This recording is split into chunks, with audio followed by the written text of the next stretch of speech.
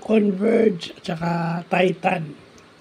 O yung dating Northport. So, sayang, no? May magandang momentum na sana yung Titan dahil nanalo sila last game. Kaso, yun na nga, after makascore ng 41 points, na-injured itong si The Beast, Calvin Abueva. At yung injury niya, malaking factor kasi sinasandalan siya ng team niya.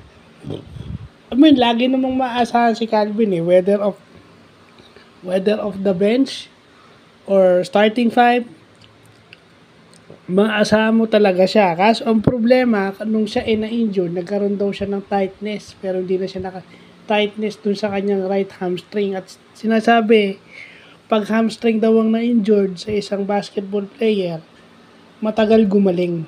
Nako, patay tayo dyan. Huwag naman sanang matagal mawala itong si Calvin Abueva. At dahil doon, parang na-feel ng Titan yung pagkawala niya. No? As usual, balik sa dati. Di ba si Joshua Monson yung nagkikerry sa kanila pero laging banderang kapos. Okay? At dito rin makikita yung team na built their roster through the draft. Makikita na natin yung sama-sama sa draft. Una si Arana, si Justin Arana, then si Justin Baltasar. Then ngayon si Juan Gomez de Leaño, si JGL, no? Yung de Leaño, magaling. Yung kaliwete, yung kapatid ni Javi. Makikita na natin kung bakit kinuha. Malakas yung lineup ng Converge. Obviously, kasi tinambakan nila. Kumbaga tinalo nila yung Titan convincingly. Malakas yung lineup na yun.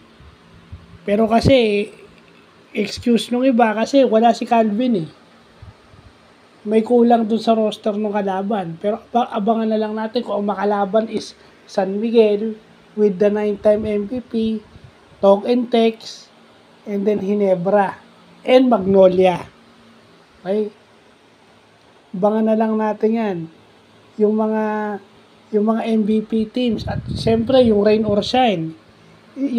Ba't ko nasabi include yung Rain or Shine? Kasi yung Rain or Shine, sa dami ng ginagamit ni Coach Yeng, hindi mo alam kung sinong magi-step up every game. Diba? So, yun yung makikita natin na parang Golden State Warriors, nag-build through the draft.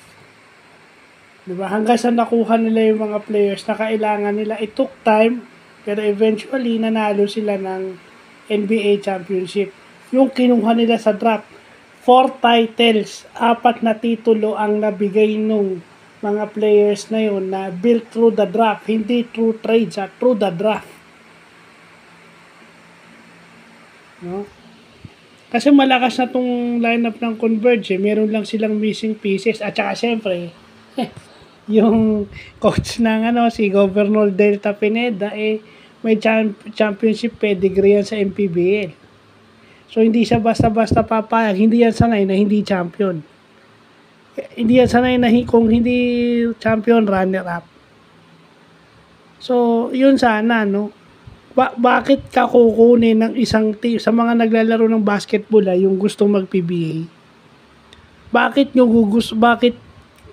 anong dahilan ng maibibigay nyo sa isang PBA team para i-draft kayo at papirmahin kayo? Si Juan GDL, yung number 2 pick, di ba? Pinakita niya, first game pa lang, triple-double na siya.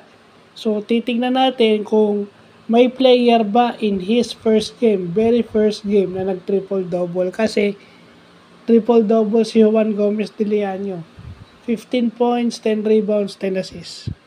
So, yun lang po.